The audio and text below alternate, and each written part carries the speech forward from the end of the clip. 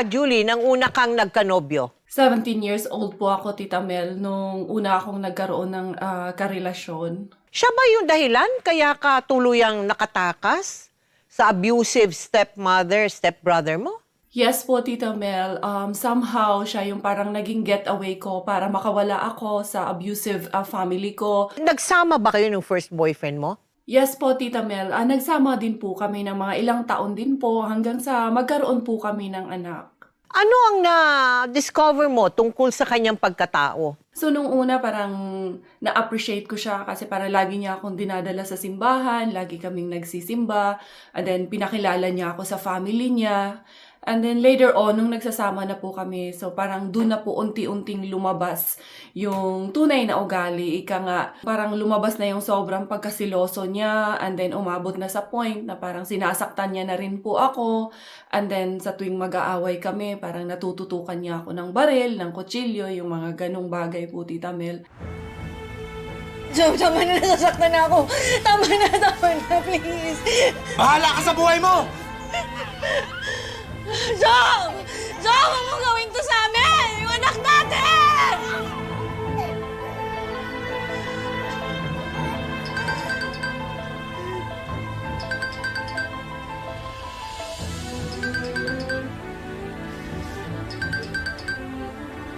Nang makita niya ang tunay na ugali ng unang lalaki na kanyang minahal, pakiramdam ni Julie ay napagod na rin siya sa mga taong patuloy na umaapi at nananakit sa kanya.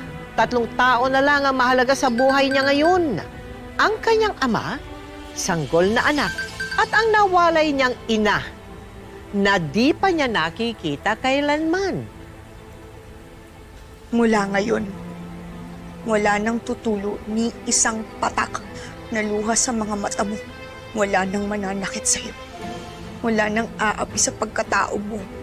Babangon ka at lalaban hindi lang para sa sarili mo, kundi para sa anak mo. Hanapin mo ang totoong nanay mo para mabuo kang muli. Pagkalipas ng ilang taon, kahit hindi nakatapos ng pag-aaral si Julie, may taglay naman itong talino at magandang personalidad. Kaya nakapasok siya bilang isang sales executive sa Cebu.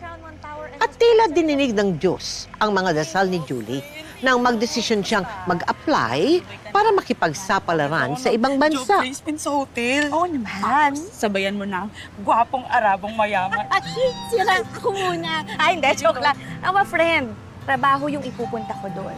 Okay? Tsaka, para yun sa anak ko. Alam mo, naniniwala ako sa'yo na malayo mararating mo kasi mabuti kang tao. Salamat, friend. Salamat. Salamat sa pagsama mo sa akin dito. Okay. Sige, ingat ka, ha? Bakit mo naisipang mag-work naman sa abroad? Sa United Arab Emirates ka nagpunta, hindi ba? Yes po, Tita Mel. Naisipan ko noon na magtrabaho abroad. It was mainly because iniisip ko yung future ng anak ko. Sabi ko talaga, prinamis ko sa sarili ko na I will give him a better future, na hindi niya mararanasan kung ano yung dinanas ko habang lumalaki ako.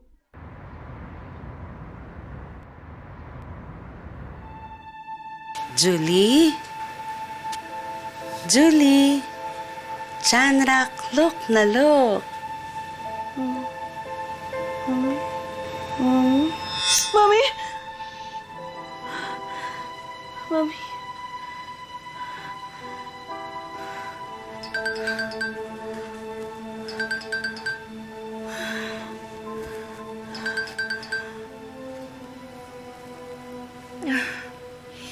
Hello, Dad. Hi, my baby. Did I wake you up? No, not really. Actually, I woke up from a beautiful dream. Oh, beautiful dream. Was it me you were dreaming about? Or maybe I became rich in your dream? Hello? Hello? No, Dad. It's about my mother. Dad, I've been dreaming about this faceless woman over and over. Dad, I'm sure it's my mom. So please, tell me, where can I find her? Dad, because I want to see her. I'm sorry, it's been so many years. I I don't know where your mother is. I'm sorry, baby, but your mom belongs to the past now. I think you should just forget her. No, Dad! It's because of you! It's because of you that you left her in Thailand. You took me away from her, okay? You kidnapped me, Dad! Come on! Where is my mother? Please! Please tell me, where is she? Ano yung imagination mo doon sa mother mo pag naiisip mo siya? Lagi kong nai-imagine, Tita Mel, kung ano yung laging nakikita ko sa panaginip ko na isang babae naglalakad papalayo and then parang gusto niya na sundan ko siya habang naglalakad siya pero hindi ko nakikita yung kanyang mukha kaya hindi ko talaga ma-figure out kung ano yung itsura niya. Julie, sino yung nakilala mo sa UAE? Yeah, I met my husband right now. Si Robert, doon kami nagkakilala sa UAE. Very random lang na nagkakilala kami, Tita Mel. Wala kaming common friends. And then, yun, later on, he asked me kung meron akong boyfriend. So, sabi ko sa kanya, wala akong boyfriend, pero meron akong 6 years old na anak. Yun, sabi niya, wala naman daw pong problema sa kanya na meron akong anak. Kaya nagpursige siya na manligaw sa akin. So, hanggang sa naging kami, hanggang sa nagpakasal kami. And then, I feel so blessed. I feel so blessed, Tita Mel, kasi binigyan ako ng Panginoon na isang napakabuting asawa at napakabuting ama ng aking mga anak. Love, yung salitang lagi niyang binubulong. Chan, rak, look na look. Salitang Thai siya eh. Tapos yung tinignan ko, sa English no, nang ibig sabihin ay, I love you, my child. Kaya alam ko talaga na si Mami yun. Pero love, kung wala nga alam yung daddy mo, saan mo nga naman siya hanapin, di ba? Love, yung buong pangalan niya ay Nari Suksawat. Okay? Hindi ko makakalimutan yun kasi bata pa lang ako, hindi lang naman yun dito sa isip ko nakasulat eh. Pati rin dito, sa puso ko. Kaya nga naniniwala ako. At alam ko na magkikita ulit kami ng mami ko. Love, alam mo, focus ka na sa paghahanap ng mami mo ngayon.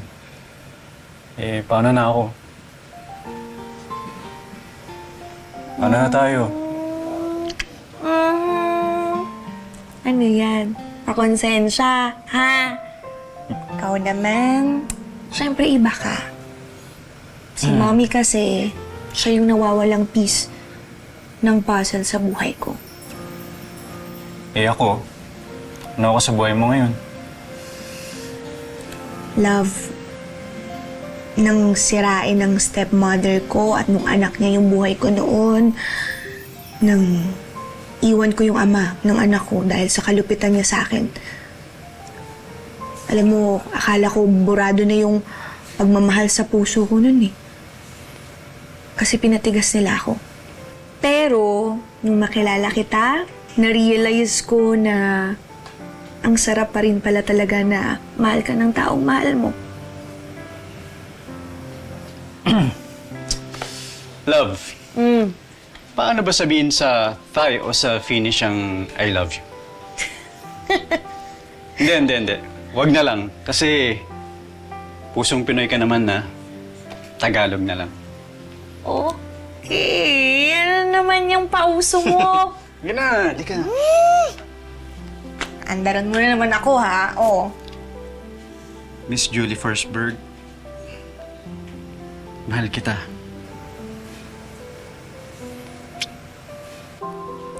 Mahal na mahal. Sobra.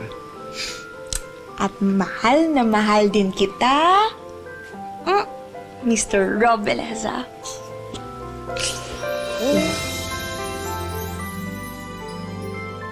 Sa pagdaan ng mga araw, lalong tumindi ang pagnanais ni Julie na matagpuan ang kanyang ina. Sinubukan niyang gamitin ang lahat ng posibleng paraan upang hanapin ito sa internet, sa media, at sa anumang koneksyon na maaaring magbigay sa kanya ng impormasyon tungkol sa kanyang ina. At sa panahong iyon, laging nasa kanyang tabi si Rob para suportahan at tulungan siya sa paghahanap sa kanyang ina. Hanggang Is this sa... Nari Suksawat?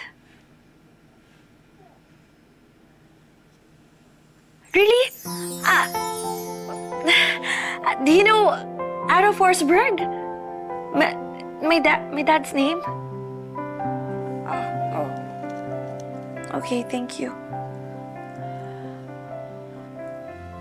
Love. Kamusta? May balita na ba? Wala nga, love eh. Para akong naghahanap ng karayom sa gitna ng dayami. Wala. Alam mo, tama ka, love eh. Sa laki ng Thailand, di ko alam kung saan o paano ko hahanapin si Mami. Sa totoo lang, hindi ko na din alam kung itutuloy ko pa ba to. Susuko ako. Di ko alam, love, pero alam ko eh. Ramdam ko buhay siya. She's somewhere out there, waiting for me. Di ko lang alam ko. Love, tama na.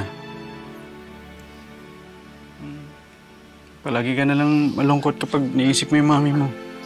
Love. Magkikita rin kayo. May awa ang Diyos. Makikita mo rin ang mami mo. Wala namang imposible, di ba? Dasal lang. Love, thank you for being with me through all this. You're heaven sent sa amin ng anak ko. Thank you. I appreciate you. Nandito lang ako. Di kita iiwan. Kahit anong mangyari. Magkasama tayo dito. Eh?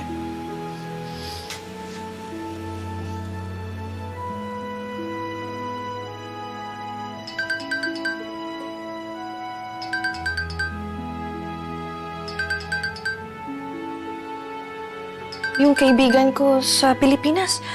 From Dumaguete. Wait lang ha. Hello?